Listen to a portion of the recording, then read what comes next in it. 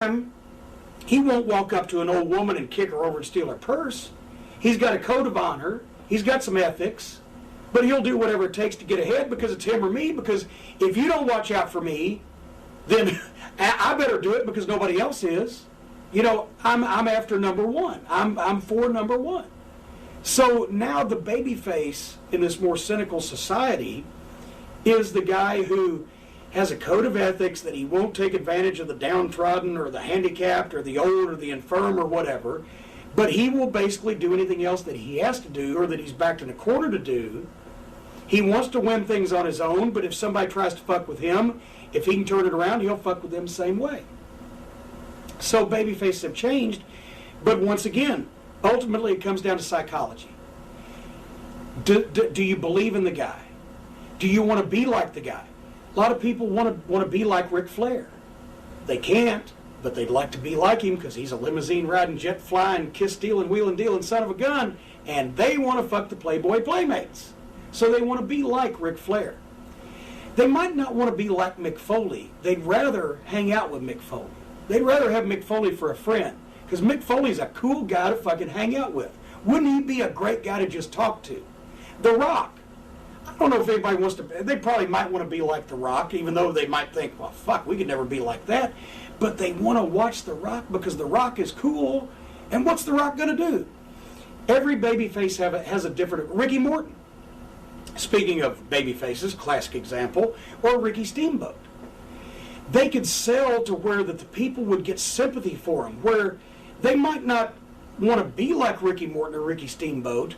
They felt sympathy for Ricky Morton and Ricky Steamboat because here's these guys that are trying to do the best they can and they're talented and they're getting overwhelmed by greater odds or by these heels that are taking advantage of them, but they still won't quit. They'll reach out when they're in that hole. They'll reach out and they'll look at the people in the front row. Help me, help me.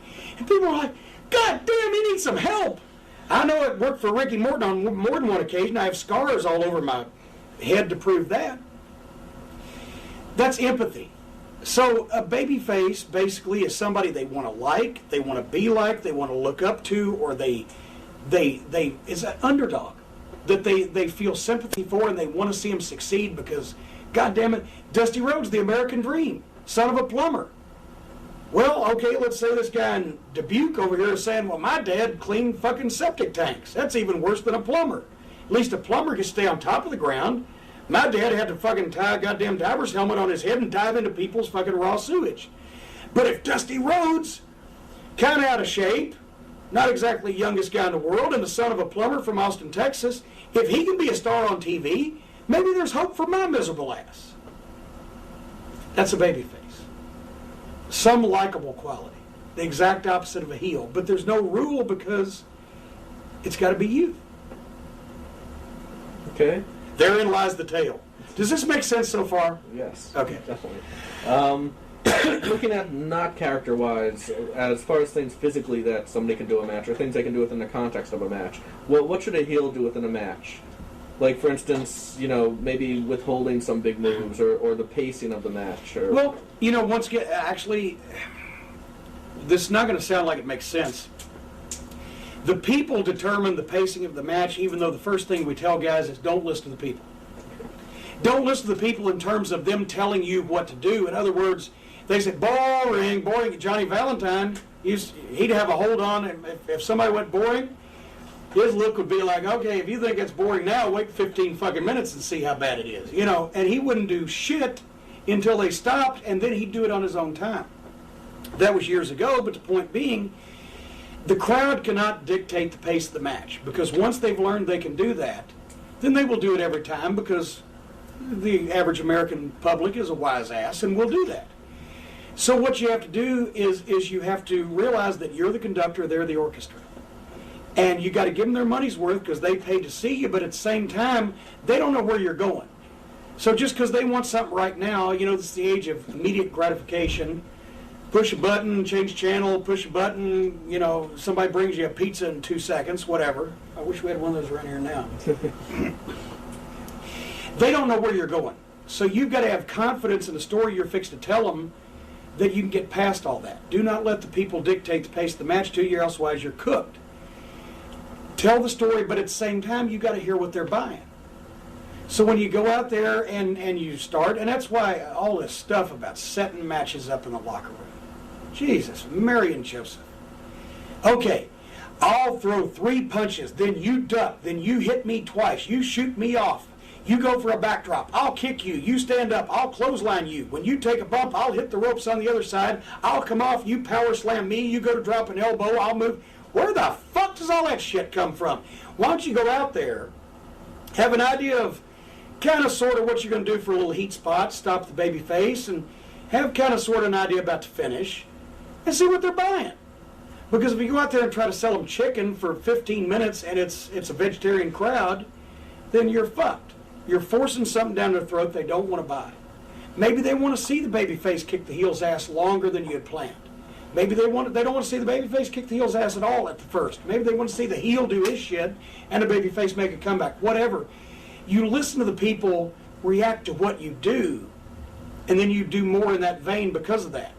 But if you're just in a hold and people are going boring or we want blood or whatever, well, fuck you. You're going to get what we give you because we got an idea here. Just sit back, relax. We're fucking this dog. You just hold its head and see if you like it at the end. I've never heard a joke that was funny until you got to the punchline. People won't let you get the punchline anymore. In the first 3 minutes, they're like, well, goddamn, is that all we're going to fucking do? Well, wait a goddamn minute. Where else are you going to go? You paid to be there. Sit the fuck down and shut up. You know, that's the thing. So if you set everything up move for move and one foot in front of the other, if it's not working, you can't change it. Why do you think all them Mexican matches go to shit at some point? Have you ever seen one of those 6-man Mexican matches that at some point somebody forgot where the fuck they were and the whole thing goes to shit? I've seen plenty of indie matches like that. So. Anyway, well, same thing. It's because they're all goddamn trying to remember where the fuck are we supposed to be? Well, goddamn, calm down, arm drag, grab a fucking hold, get the fuck over it. And nobody was, unless the whole crowd was in on the meeting, they don't know what you're going to do anyway. So here's another thing. People fuck shit up right in the ring. Here's the classic way you can know that a spot was just fucked up, because one or more of the guys is going to go, shit. Or if you don't tell them, they don't know. You tell them like that. People go, oh shit, he fucked that up. Look at his face. Well, if the fucking guy, the guy's going to jump off the top rope and cross body and he lands 3 feet fucking in front of you, doesn't make it all the way, just look down and kick him in the head. Fuck you, boom. People go, shit. Guys overanalyze, overthink. They don't know what you're going to do. And once again, the other night, in OVW, 6-person tag, Brent Albright, Chris Masters, and Beth Phoenix against Danny Inferno, The Idol, and Trudy DiNucci, the Jersey Crew. Albright gets thrown out of the ring, and he was thrown evidently so quickly or whatever that he missed the middle rope, and he just went, bam, landed, fucked his shoulder up, and had to be counted out. Well, now that is a glaring slap in the face to the fans that what we do is a work, because all of a sudden everybody's standing around and go, the guys in the match are standing around and go, oh shit, he's hurt. It's a wrestling match. He's supposed to be fucking hurt. There's guys fucking saying hurt all the time, but now, shit, he's really hurt. Now people are going, oh fuck, he's hurt. Everybody's standing around, I sent people out, I said, goddamn, count him the fuck out. Masters get on the microphone and say, my partner may be hurt, but goddamn it, you're not going to win that way. We'll take you 3-on-2. And fucking bing, bing, bing, bing. Well, anyway, what do we do for a finish? Sunset fucking flip. I don't give a shit. Just have the goddamn match. Carry the injured motherfucker out on a spatula.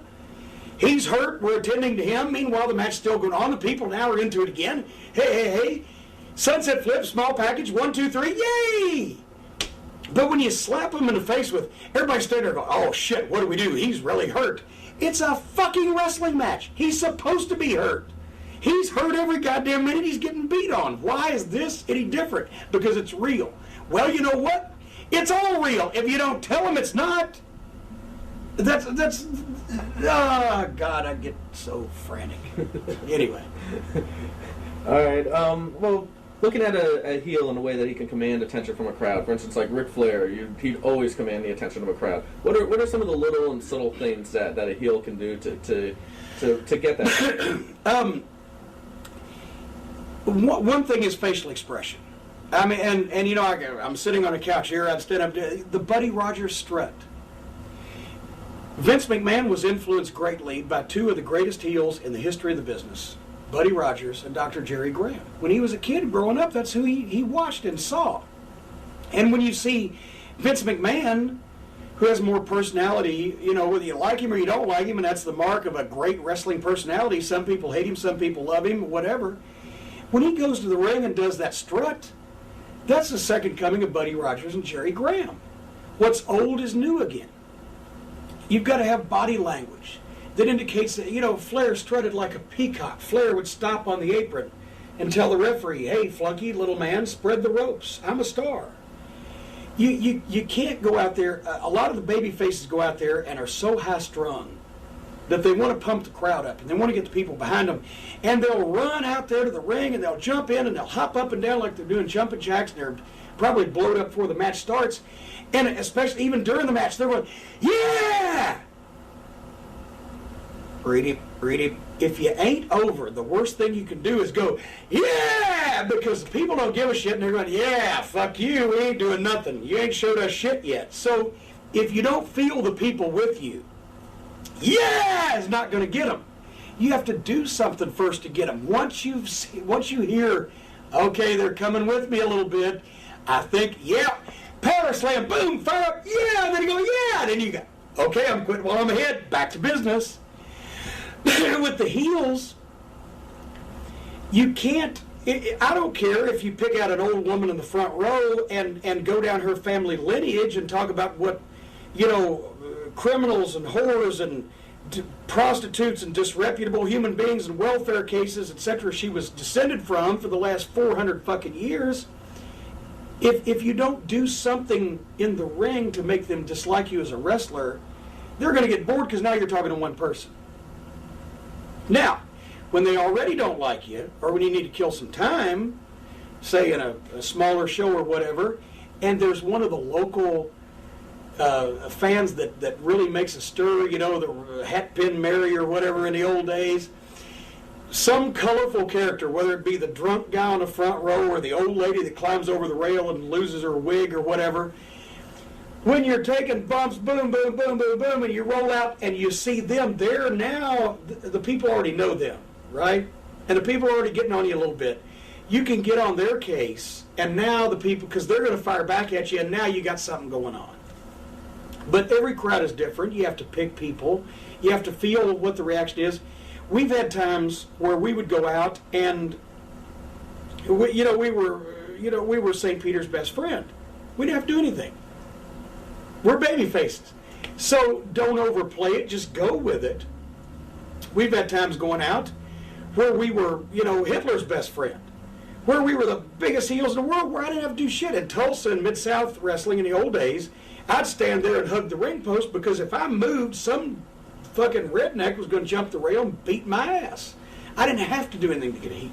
And there's sometimes you go out, I can think of a few times in Nassau Coliseum, there are just terribly jaded folks up there, and nobody gave a shit what we did. They didn't care. It was like somebody had held a gun to their head and said, please go into these wrestling matches right now under penalty of your life, right? So they're sitting there. Start up the McCulloch chainsaw, it doesn't matter. Cut the babies' heads off, kill puppies, they don't give a shit. They ain't buying it, in which case you do your best and you get the fuck out of there. Body language, self-assuredness on babyface or heel side, and just playing with the atmosphere you got. It's not really something you can teach, you just have to feel it. You have to feel it from the atmosphere that, but you can't go out there and hold your head down. This ain't a babyface. You got to be exciting. You got to have some charisma. You got to have a smile on your face when you're introduced, or at least a look of determination if it's a hot match. As a heel, you got to look down your nose at people. You got to imagine that you're better than they are. You're checking the place out to see if it needs painting. Whatever the case may be. Once again, Instead of verbal, it's physical, likable or dislikable characteristics. Yeah, why don't you explain the importance of showing your face to the crowd the whole time? Oh, gee. That's something a lot of wrestlers don't do that I've noticed. This, I've heard Vince say this, and it's not just, limited to him. This is where you make your money, on television, in the arena. Now, I will say, in these big arenas, 20,000 seat Madison Square Garden, everybody can't see your face. But the great workers, and there's a difference between a great wrestler and a great worker. Rulon Gardner's a great wrestler. He won the Olympic gold medal. I don't know, or didn't win the gold medal. You know what I'm saying. But I don't know whether he'd be a great worker or not. Jerry Lawler, I always give this example. Lawler had great facial expressions as a heel or a babyface, but his body language matched his facial expressions. You could be sitting in a 16,000 seat arena, and you could be in the back row, and you could look at Jerry Lawler from behind, and by the way he was standing or reacting or just taking a bump and come up, you knew what his facial expression was without him being able to see his face, because the whole body portrayed it. And that's, a lot of guys are so intent, and because all of this stuff is so complicated now, where there's this 15-phase high spots where people are trying to remember, oh shit, and I got to duck under, and he's going to come and spin in head scissors. They're doing this, the punch. The punch means nothing now. On a comeback, a punch, bam, rock the fucking guy. Jesus Christ. Now it's like boop, boop, boop, and the guy's going, okay, now you're going to shoot me off. He's not selling a punch because he's backing up to the ropes, because now he's going to shoot me off, and he's going to go for the clothesline. I'm going to duck it. I'm going to crossbody him, and he's going to catch me. He's going to sack a shit me over like that. He's going to nip up, and when he turns around, I'll drop kick him.